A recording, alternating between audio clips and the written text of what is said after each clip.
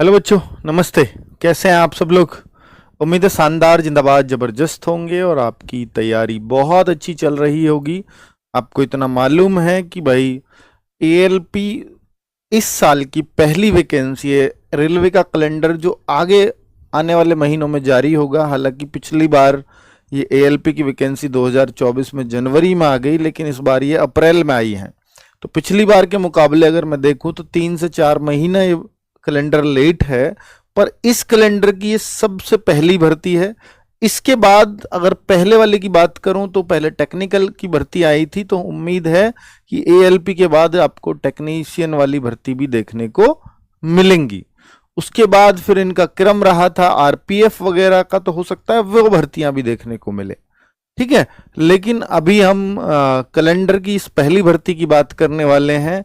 2025 में एएलपी की जो पहली भर्ती आई है। हालांकि जो एएलपी के लिए बहुत सीरियस बच्चा है वो अभी सीबीटी 2 की तैयारी में लगा हुआ है, क्योंकि उनका सीबीटी 2 होने वाला है। उसकी डेट अनाउंस हो चुकी है, उसके एडमिट कार्ड आ चुके हैं, शायद आ चुके हैं, है ना। तो कुल मिलाकर के बच्चों, वो वाले बच्चे सारे उधर लगे हुए हैं। और आपको इतना भी पता है कि 15 गुना बच्चों को ये लोग पास कर रहे हैं। किसमें? जो सीबीटी 1 में जो जितनी वैकेंसी होती है टोटल, उसका सीबीटी 1 से 15 गुना बच्चों को सीबीटी 2 में बिठाते हैं। तो आप सोचिए कि पिछली बार ये वैकेंसी 18-19 हजार थी, तो अगर ये 15 गुना मैं उसका कर दूं तो करीब 3 लाख, 2.5-3 लाख के आसपास वो बच्चा है। तो वो 3 लाख बच्चा तो सीबीटी 2 की तैयारी में लगा हुआ है। उसका ये फॉर्म वो जरूर भरेगा, लेकिन उसका ध्यान अभी इस तरफ नहीं है। वो 3 लाख बच्चा अभी अपनी तैयारी में है। वो पहले एग्जाम उसको दे लेगा, फिर वो देखेगा, डिसाइड करेगा कि हाँ भाई इसमें मेरी ये कमियां रह गई थी, तो अब मुझे अगले पे जाना है, नहीं जाना है, मेरा इसमें हो जाएगा, नहीं हो जाएगा, वो अपना एनालिसिस करेगा उसके बाद। और अगर मैं बोलूं कि भाई सीबीटी 1 में अगर बच्चे देखें तो मान लीजिए 18-20, 15-20 लाख बच्चे, जो भी, एक एग्जैक्ट फिगर तो नहीं है, पर 15-20 लाख बच्चे जो भी हों, तो 15-20 लाख में से पढ़ने वाले कितने होते होंगे? भाई वही 2.5-3 लाख बच्चे होते हैं। और वो तो पढ़ने वाले तो सारे उस तरफ लगे हुए हैं, फॉर्म भरने वाले होते हैं, बाकी तो पढ़ने वाले इतने ही होते हैं किसी भी एग्जाम में।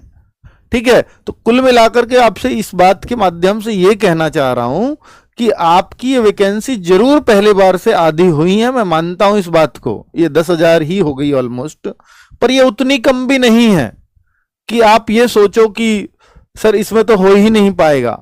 आप देखो वो बच्चे अपने सीबीटी 2 में लगे हैं, फिर सीबीएटी में लगे रहेंगे, फिर अगले प्रोसेस में जुड़ेंगे, वहां जाकर के वो बाहर होंगे, क्योंकि 8 गुना तो सीबीएटी में भी पास किए जाते हैं ये लोग। तो आप इस बात का फायदा उठा सकते हो अब अपनी तैयारी को अभी से पुख्ता करके। क्यों? क्योंकि जो बच्चे वहां से रहेंगे वो मान लीजिए वो लास्ट में निकल गए, तब उनके पास उतना समय नहीं होगा इसको कवर अप करने का। लेकिन आपके पास अभी से है कि सर वो जो हमसे ऊपर थे या हमसे जो ज्यादा जानते थे वो तो लग गए, वो तो लग गए पिछली एएलपी भर्ती में। भाई इसमें सबसे बड़ी बात यही है ना कि डिप्लोमा वाले बच्चे चाहिए होते हैं। इसमें सबसे बड़ी बात यही है ना, आईटीआई वाले बच्चे चाहिए होते हैं। इसमें बहुत ही लिमिटेड क्वालिफिकेशन वाले बच्चे चाहिए होते हैं, इसलिए इसके फॉर्म कम होते हैं। और उनमें से एक इतनी बड़ी संख्या में सीबीटी 1 बच्चा भी पास करता है। और यही कारण है कि 70 में से कट ऑफ 42 से 50-52 तक जाती है नॉर्मलाइज होने के बाद सीबीटी 1 की। तो कुल मिलाकर के सीबीटी 1 पास करना की बहुत बड़ी बात नहीं है एएलपी के लिए।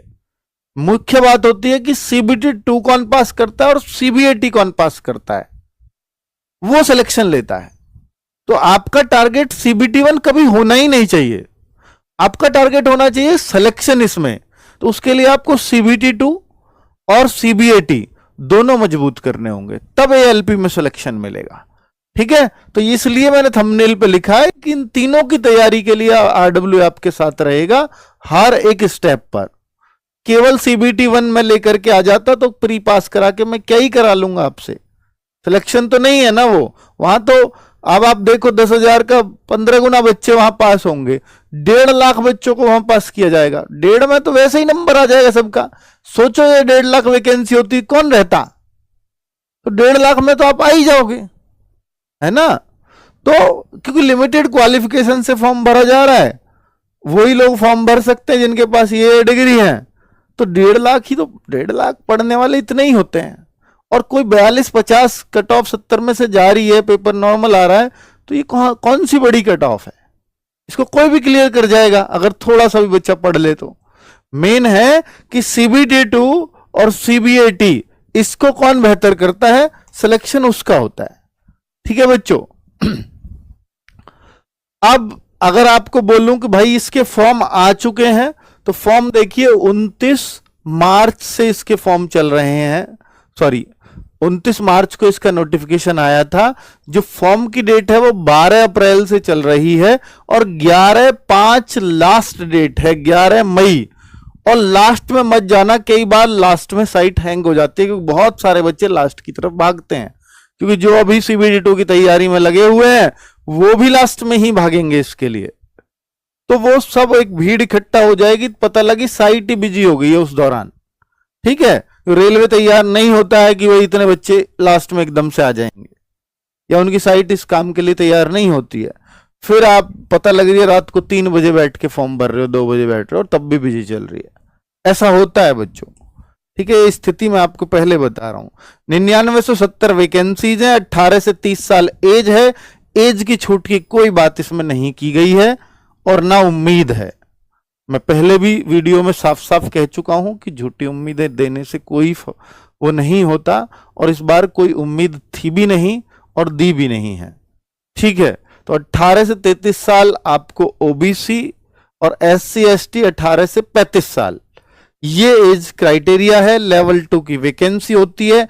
ये आपका पे स्केल है, लेकिन जो इसमें सैलरी अगर मैं बोलूं तो भाई वो 40,000 के आसपास बनेगी। लेकिन इसमें जो बहुत सारे मतलब ओवर टाइम और ये सब मिला के सारे जितने भी इंसेंटिव वगैरह हैं, वो सब मिला करके बहुत सारे बच्चों की ऐसा होता है कि 2 साल के बाद 1-1 लाख रुपए सैलरी बन रही है।